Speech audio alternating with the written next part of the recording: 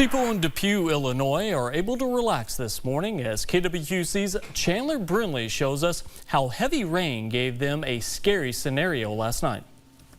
Heavy rainfall across the area prompted flash flood warnings, including right here in DePue.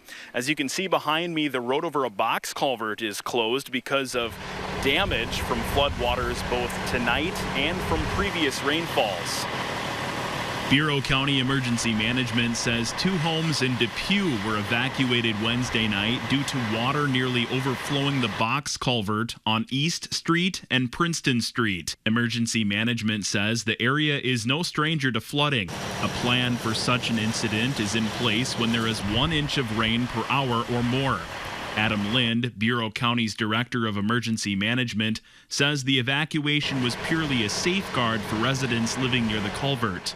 At no point in time was there any evacuation of the village of DePue. Everything that we've been doing tonight is just out of an abundance of precaution, again, just to make sure that we don't have any flooding issues in the cornfield neighborhood of the village. Those who left their homes were able to return a few hours after being evacuated. Lynn says the water here in DePue has receded and he expects it to continue to recede.